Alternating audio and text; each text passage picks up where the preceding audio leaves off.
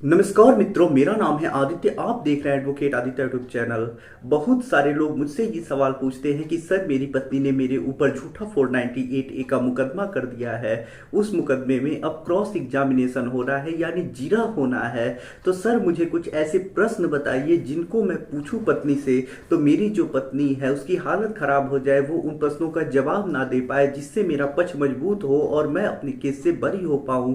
तो मैं आज आपको 3 ऐसे क्वेश्चन बताने वाला हूं जिसे यदि आप अपनी पत्नी से क्रॉस एग्जामिनेशन में पूछते हैं तो आपकी जो पत्नी झूठा मुकदमा लगाई है उसकी हालत खराब हो जाएगी। वो इन 3 प्रश्नों का जवाब सही से नहीं दे पाएगी, और यदि वो जवाब सही नहीं दे पाती है, कंट्राडिक्ट आता है, तो ऐसे में आपका बरी होने का संभावना बढ़ जाएगा, आपका पक्ष भी मजबूत हो जाएगा। तो आज मैं आपको क्रॉस एग्जामिनेशन में पूछे जाने वाले 3 ऐसे महत्वपूर्ण सवाल बताऊंगा जो यदि आप अपनी पत्नी से पूछते हैं तो आपका पक्ष काफी ज्यादा मजबूत होगा। और ये जो तीनों सवाल होंगे वो एक कॉमनली क्वेश्चन होंगे, तो आप किसी भी केस में पूछ सकते हैं। यानी आपकी पत्नी ने क्या लिखवाया है क्या नहीं लिखवाया उससे नहीं मतलब है। ये जो क्वेश्चन मैं आपको बताऊंगा वो सभी लोग अपने केस में पूछ सकते हैं। तो चलिए वीडियो को शुरू करते हैं।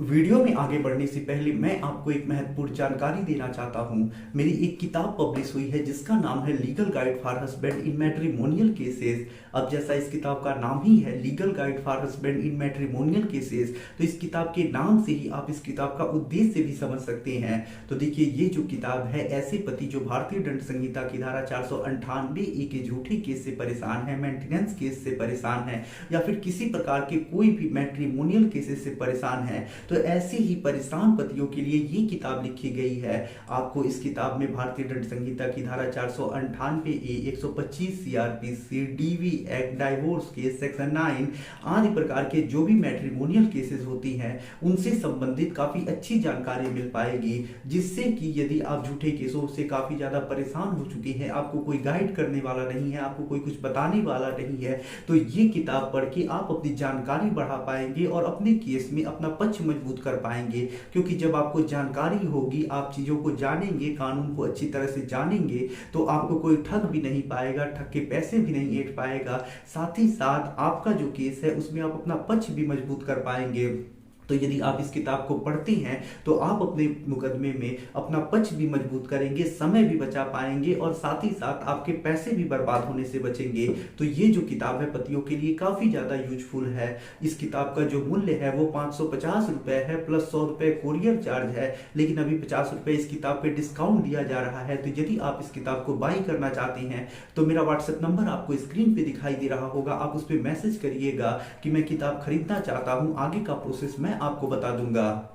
तो देखिए, यदि आपकी पत्नी ने आपके ऊपर झूठा मुकदमा किया है तो पति के पास अपने बचाव में जो सबसे बड़ा प्रोसेस होता है, जो सबसे बड़ा हथियार होता है, वो यही होता है कि वो क्रॉस एग्जामिनेशन अच्छे से करे, पत्नी से जीरा अच्छे से करे, पत्नी के गवाहों से अच्छे से जीरा करे, जिससे कि वो पत्नी के बातों को झूठा साबित कर पाए और अपने आप को बचा पाए। तो आज मैं आप लोगों के लिए 3 ऐसे कॉमनली क्वेश्चन लेकर आया हूं जिसे यदि आप अपने क्रॉस एग्जामिनेशन में पूछते हैं तो पत्नी की हालत खराब हो जाएगी, उसका जवाब जो है वो कंट्राडिक्ट हो जाएगा। ऐसे में आपका बरी होने का संभावना बढ़ जाएगा। तो देखिए, सबसे पहला जो सवाल आपको क्रॉस एग्जामिनेशन में पूछना है, जो मेरे अकॉर्डिंग बहुत ज्यादा इंपॉर्टेंट है, वो ये पूछना है कि आपकी पत्नी जो है उनके साथ जो लिखवाया है उन्होंने कि मारपीट हुई है, उन्हें मारा गया है, लोगों ने मिलजुल के मारा है। तो क्वेश्चन में आपको यही क्वेश्चन पूछना है कि अच्छा, आप हमें ये बता दीजिए कि आप जैसा कह रही हैं आपके साथ बार बार मारपीट हुई है, तो आपके साथ जो मारपीट हुई है वो किसने और कब कब की है, आप एक क्रम वाइज बता दीजिए हमें। और इस चीज को जो भी पत्नी जवाब देगी आप उसे दर्ज करा दीजिएगा। अब देखिए, होगा इससे ये कि आपकी पत्नी ने तो लिखवाया ही होगा अपने स्टेटमेंट में, अपने एफआईआर के कंटेंट में, कि मेरे साथ इतने तारीख को इन इन लोगों ने मार किया, इतने तारीख को इन लोगों ने मार किया। तो ऐसे में अगर आपकी पत्नी क्रॉस एग्जामिनेशन में जब ये जवाब देगी तो वैसे भी वो झूठ बोल रही है। आपको भी पता है कि झूठ चीजें याद नहीं रहती हैं, और जब क्रॉस एग्जामिनेशन में उससे पूछा जाएगा तो हो सकता है कि उसका जवाब कुछ कंट्राडिक्ट आ जाए, वो अपने एफआईआर के कंटेंट में, अपने स्टेटमेंट में कुछ और बोली हो। और क्रॉस एग्जामिनेशन में वो कुछ और डेट, कुछ और टाइम या कुछ लोगों के नाम भूल जाए। तो ऐसे में ये जो प्रश्न पहला मैंने आपको बताया बहुत इंपॉर्टेंट है। यदि आप पूछते हैं और इसमें पत्नी का जवाब कंट्राडिक्ट हो जाता है तो आपका पक्ष मजबूत होगा, बरी होने के चांसेस ज़्यादा बढ़ जाएंगे। अब देखिए, जो दूसरा क्वेश्चन मैं आपको बता रहा हूं ये भी काफ़ी ज़्यादा इंपॉर्टेंट है। इसे भी आप अपनी पत्नी से क्रॉस एग्जामिनेशन में पूछ सकती हैं। देखिए, पत्नी से आपको एक नॉर्मली सवाल करना है कि आप हमें ये बताइए कि क्या आप अपने पति के साथ रहना चाहती हैं या नहीं रहना चाहती हैं। तो नॉर्मली पत्नी का को जवाब यही आता है कि मैं अपने पति के साथ रहना चाहती हूँ, मैं उनके साथ जाना चाहती हूँ।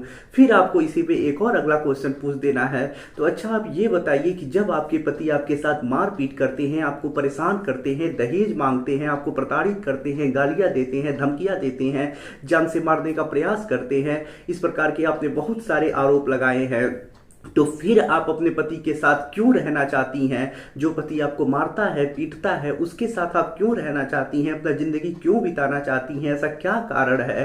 अब देखिए, इस पर पत्नी की हालत खराब हो जाएगी, क्योंकि वो खुद कह रही है कि मुझे इनके साथ रहना है और अब खुद कह रही है कि मारते हैं, पीटते हैं। तो ऐसे में पत्नी की हालत खराब हो जाएगी। अब देखिए वो क्या जवाब देती है, वो खुद अपनी बातों में फंस जाएगी। तो दूसरा ये क्वेश्चन करके आप पत्नी की हालत खराब कर सकते हैं और क्रॉस एग्जामिनेशन करके अपना पक्ष मजबूत कर सकती है। जो तीसरा आपको सवाल पूछना है वो आपको एकदम नॉर्मली पूछना है, अपने वकील से कह देना है कि एकदम नॉर्मली शांति से बीच में कभी पूछ लीजिएगा। आपको सिर्फ ये चीज पूछ लेनी है कि अच्छा आप ये बताइए कि आपको कितने पैसे दे दिए जाए तो आप अपने पति को डाइवोर्स दे देंगी, ये मुकदमा वापस ले लेंगी। अब देखिए, पत्नी अचानक जब ये क्वेश्चन पूछा जाएगा तो तुरंत उसका जवाब आ जाएगा कि मुझे 20 लाख मिल जाए, 25 लाख मिल जाए, 50 लाख मिल जाए तो मैं डाइवोर्स देके ये मुकदमा वापस ले लूंगी, मुझे क्या जरूरत है फिर ये मुकदमा लड़ने का। और यदि पत्नी की तरफ से ये जवाब आ जाता है तब तो समझिए आपका बरी होना 100% तय है, क्योंकि तब आप फाइनल आर्गुमेंट में कोर्ट के सामने अपना ये पक्ष रख पाएंगे कि ये जो पत्नी ने मुकदमा किया है उसका उद्देश्य ही आपसे पैसे ऐंठना है, आपको लूटना है। मुकदमे का कोई औचित्य नहीं बनता है, सिर्फ आपको फंसाया गया है इस वजह से कि आप पत्नी की मनमानी बातों को पूरा कर सकें, आप उसे पैसे दे सकें। तो ये पैसे लूटने के लिए मुकदमा किया गया है। तो ये जो 3 क्वेश्चन थे ये नॉर्मली क्वेश्चन थे, इस वजह से मैंने बताया। ऐसे तो सारे केस में अलग अलग क्रॉस एग्जामिनेशन के क्वेश्चन होते हैं, जैसा फैक्ट होता है उसके आधार पे क्वेश्चन पूछे जाते हैं। लेकिन जो ये 3 क्वेश्चन मैंने आपको बताया ये नॉर्मली है, आप किसी भी केस में पूछ सकते हैं, चाहे कोई भी मामला हो। उसमें यही सारे मामले होते हैं कि मारा गया, पीटा गया, इतने तारीख को मारा गया, दहेज मांगा गया। इस वजह से ये कॉमनली क्वेश्चन है, आप पूछ सकते हैं। तो आशा कर रहा हूँ ये जानकारी आपको काफ़ी ज़्यादा पसंद आया होगा। यदि आप किसी कानूनी समस्या से परेशान हैं और ऐसे में आप मुझसे फ़ोन पे बात करके अपनी कानूनी समस्या का समाधान प्राप्त करना चाहते हैं तो इसके लिए आप अपॉइंटमेंट बुक करा के मुझसे फ़ोन पे बात कर सकते हैं। मेरा व्हाट्सएप नंबर आपको स्क्रीन पे दिखाई दे रहा होगा, आप उस पर मैसेज करिएगा। आशा कर रहा हूँ वीडियो आपको काफ़ी ज़्यादा पसंद आया होगा। यदि वीडियो पसंद आया हो तो वीडियो को लाइक करें, अपने दोस्तों के साथ शेयर करें और यदि आप चैनल पे नए हैं तो चैनल को सब्सक्राइब करके बेल आइकन को दबाएं। मिलते हैं नए वीडियो के साथ अगले दिन, तब तक के लिए जय हिंद, जय भारत।